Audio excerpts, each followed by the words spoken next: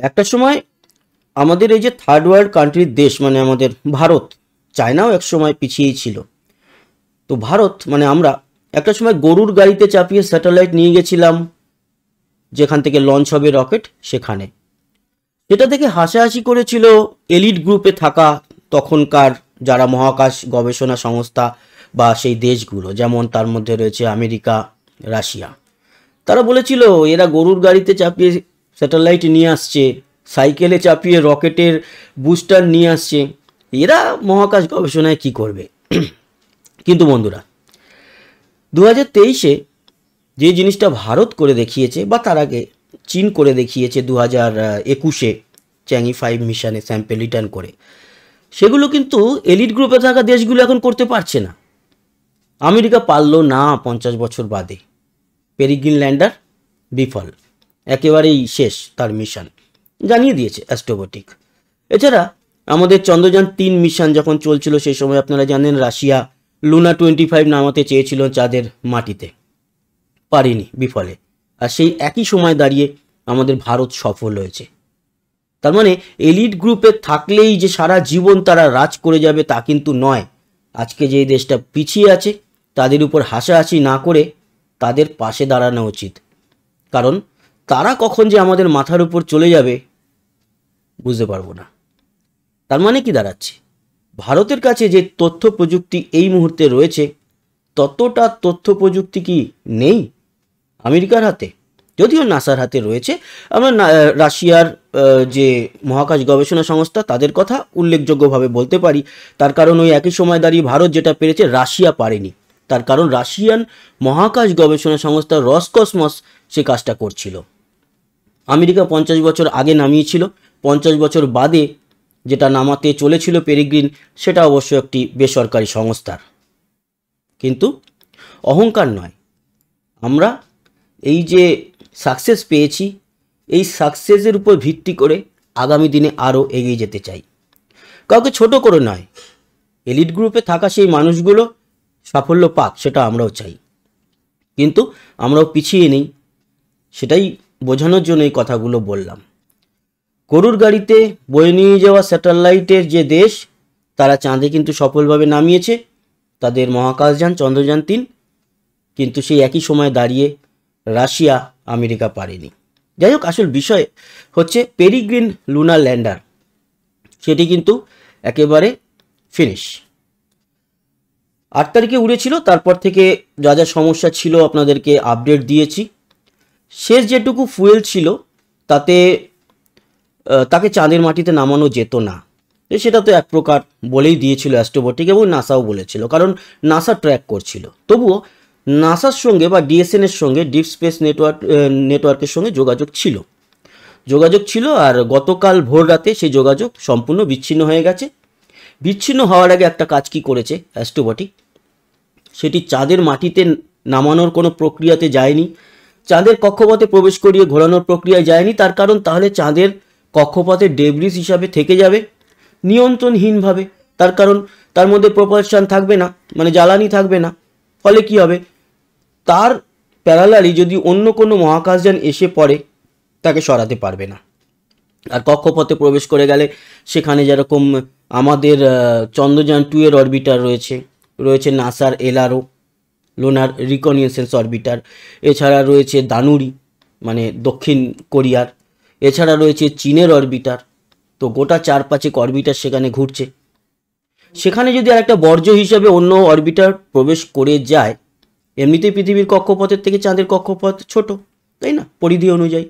তো সেই অঞ্চলে অন্য একটি নিয়ন্ত্রণহীন স্পেসক্রাফট প্রবেশ করে গেলে আমাদের এই 4-5 দেশের যে অরবিটার রয়েছে সেগুলো ভবিষ্যতে ক্ষতিগ্রস্ত হতে পারে। সেই কথা ভেবে বুদ্ধিমানের মতো একটা যে কাজটা করেছে, তারা যেটুকু শেষ জ্বালানি ছিল চাঁদের কক্ষপথ থেকে আবার পৃথিবীর দিকে ছুড়ে দিয়েছে। তাতে কি হবে, এই যে পেরিগ্রিন লুনার ল্যান্ডার সেটি আবারও পৃথিবীর কক্ষপথে প্রবেশ করবে, এবং প্রবেশ করার পর আর সামান্য যে জ্বালানি বেঁচে রয়েছে এখনও একটুখানি, তাতে তার ডিবুস্ট করিয়ে দেবে উল্টো করে ইঞ্জিন অন করে, এবং তাকে প্রশান্ত মহাসাগরে এনে ফেলার চেষ্টা করবে। তবে মনে করা হচ্ছে এর মধ্যে যেহেতু স্যাম্পেল রিটার্ন মিশনের মতো কোনো ইকুইপমেন্ট ছিল না, তার জন্য এটি পৃথিবীর বায়ুমণ্ডলে জ্বলে যাবে। এটা গতকালকে অ্যাস্ট্রোবটিক জানিয়ে দিয়েছে এবং এটাও জানিয়ে দিয়েছে যে এই মিশন ফেইল্ড। এখন ব্যাপার হচ্ছে যে কবে এটা জ্বালাবে সেটা কিন্তু বলেনি, বলেছে যে তারা চাঁদ থেকে পৃথিবীর দিকে ঠেলে দিয়েছে এবং সামান্য যেটুকু জ্বালানি আছে তারা ডিবুস্ট করে পৃথিবীর অ্যাটমসফিয়ারে তাদের মহাকাশযান এই পেরিগ্রিন লুনার ল্যান্ডারটিকে জ্বালিয়ে দেবে এবং মিশন ইজ ফেল্ড। তবে এই মিশন থেকে যে শিক্ষা তারা নিয়েছে বা পেয়েছে তার থেকে আগামী মিশনে তারা এগিয়ে যেতে পারবে। তো ওভারঅল কি দাঁড়ালো সেটা নিয়ে একটুখানি আমরা দেখে নিই যে 8 তারিখে লঞ্চ হওয়ার পর কী হলো। আপনাদের বলে রাখি 8 তারিখে এটি লঞ্চ হয়েছিল ভারতীয় সময় 12:48 দুপুরের দিকে। লঞ্চ হওয়ার পর কিন্তু সব ঠিকঠাক ছিল। ইউনাইটেড লঞ্চ অ্যালায়েন্সের রকেটে চাপিয়ে তাকে পাঠানো হয়েছিল এবং একেবারে ঠিকঠাক উড়েছিল। ওড়ার পর যখন মহাকাশযান প্রায় 45 মিনিট বাদে এই পেরিগ্রিন লুনার ল্যান্ডারকে ছাড়ে কক্ষপথে, প্রথমে বোঝা যায়নি সমস্যাটা। তারপরে তারা জানায় যে একটা অসঙ্গতি ধরা পড়েছে। কি? এটার সোলার প্যানেলটা ওপেন হচ্ছে না ঠিক করে। তার মানে সোলার প্যানেল যদি ওপেন না হয় তাহলে তো সে চার্জই হতে পারবে না ব্যাটারি, আর ব্যাটারি চার্জ না হলে যোগাযোগ যেটুকু ব্যাটারিতে পাওয়ার আছে সেটুকুই যোগাযোগ, তারপর তো যোগাযোগ ব্যবস্থা বিচ্ছিন্ন হয়ে যাবে। এটি চাঁদের মাটিতে নামানোর কথা সেই 23শে ফেব্রুয়ারি, হাতে অনেক দিন। তো এতদিন তো আর ব্যাটারিতে চলবে না, ব্যাটারিতেই চলবে কিন্তু ব্যাটারিকে তো চার্জ করতে হবে। তো এই চিন্তাভাবনার পর তারা অনেক চেষ্টা করে এই সোলার প্যানেলকে ওপেন করার এবং অবশেষে ওপেন হয়। কিন্তু সোলার প্যানেল যখন ওপেন হয় ততক্ষণে একটা ঘটে যায় দুর্ঘটনা। কি? সোলার প্যানেল খোলার সময় এই ল্যান্ডারের যে প্রোপালশনের জ্বালানি ট্যাঙ্ক তাতে একটা ছিদ্র হয়ে যায় এবং সেই ছিদ্র থেকে প্রচুর জ্বালানি নিঃসরণ হতে থাকে। তারপরেও সেটি কিন্তু যোগাযোগ করে পৃথিবীর সঙ্গে, মানে নাসার ডিএসএনের সঙ্গে, আর সূর্যর থেকে আলো নিয়ে নিজেকে চার্জ করতে থাকে। তবে এই সিস্টেম চলাকালীন তার ভিতরে প্রচুর জ্বালানি পড়ে যায় এবং চাঁদের দিকে সে এগিয়ে যায়। যেহেতু রকেট তাকে একটা স্পিডে ছেড়েছে, সে তো চাঁদের দিকে যাবেই, চাঁদের দিকে যেতে থাকে। কিন্তু কি হয়, চাঁদের কাছাকাছি যখন পৌঁছায় তখন এরা জ্বালানি ট্যাঙ্কে লক্ষ্য করে যেই ফুয়েল বেঁচে আছে সেই ফুয়েলে চাঁদে অন্তত নামা সম্ভব নয়। তার কারণ 4টে ডিবুস্টিং এবং তারপরে প্রায় 15 থেকে 20 মিনিট ধরে এর ইঞ্জিন অন করিয়ে চাঁদের মাটিতে নামানো, এত জ্বালানি এর মধ্যে নেই। অতএব এই মিশন চাঁদে নামতে পারবে না, আর চাঁদের কক্ষপথেও রাখা যাবে না, তার কারণ এটি অরবিটার নয়, এটি একটি ল্যান্ডার। আর এটিকে রেখে দিলে সেটির সঙ্গে অন্য অরবিটারে ধাক্কা লাগতে পারে।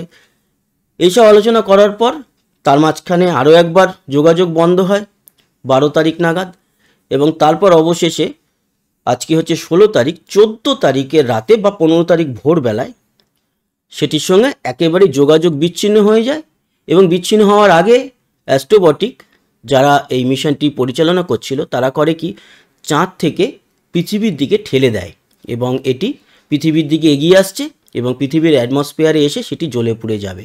তবে এক্স্যাক্ট কখন এটি অ্যাটমসফিয়ারে এসে জ্বলে পুড়ে যাবে সেটি জানায়নি অ্যাস্ট্রোবটিকের তরফ থেকে। তো বন্ধুরা, এই ছিল হচ্ছে ওভারঅল পেরিগ্রিন লুনার ল্যান্ডারের আপডেট। আমি বলেছিলাম এই বিষয়ে যতটা খবর পাবো আপনাদের সামনে নিয়ে আসবো। তার মানে এক কথায় আমি যেটা বলছি সেটা হচ্ছে Peregrine lunar lander mission failed. এটি চাঁদের কাছাকাছি পৌঁছেছিল কিন্তু চাঁদে নামার কোনো সম্ভাবনা ছিল না, জ্বালানি ছিল না বলে এখন সেটি পৃথিবীর দিকে ফিরিয়ে আনা হচ্ছে এবং পৃথিবীর বায়ুমণ্ডলে তাকে জ্বালিয়ে শেষ করে দেওয়া হবে। আর আগামী দিনে এর জন্য আর্টেমিস 2 মিশনও খানিকটা পিছালো। আর নাসার একটি মিশন রয়েছে, এটি যদিও পুরোপুরি নাসার নয়, আমেরিকার মিশন। নাসার একটি মিশন রয়েছে যেটা একটা ভাইপার রোভার যাবে আমাদের সবার নাম নিয়ে, যার চলছে, নাম নথিভুক্তিকরণ চলছে। আমাদের চ্যানেলে ভিডিওটাও পাবেন কিভাবে নাম নথিভুক্ত করতে হবে, চাঁদে চলে যাবে আপনার নাম। তো সেই মিশন হবে, সব পরপর আসতে থাকবে। কিন্তু আপাতত এটা খুবই দুঃখজনক মহাকাশ গবেষণায় যে আমেরিকার মতো একটা দেশ, তাদের একটা সংস্থা, নাসা নয় অ্যাস্ট্রোবটিক, একটা সংস্থা চাঁদের মাটিতে সফলভাবে ল্যান্ড করতে পারলো না। এখন কিন্তু সারা পৃথিবীর চোখ 19 জানুয়ারির দিকে। কেন? তার কারণ 19শে জানুয়ারি ভারতীয় সময় রাত্রির 8:30 প্রসেস শুরু হবে জাপানের স্লিম ল্যান্ডার চাঁদের মাটিতে নামতে চলেছে। আশা করব সেটা যেন সফলভাবে নামতে পারে। তো বন্ধুরা, এই আলোচনা কেমন লাগলো জানাতে ভুলবেন না। সঙ্গে থাকবেন, আমাদের সাবস্ক্রাইব করে লাইক শেয়ার অবশ্যই করবেন। কমেন্ট বক্সে আপনার গুরুত্বপূর্ণ মতামত জানাবেন। আসি, আবার দেখা হবে। সবাই ভালো থাকবেন, সুস্থ থাকবেন। টাটা।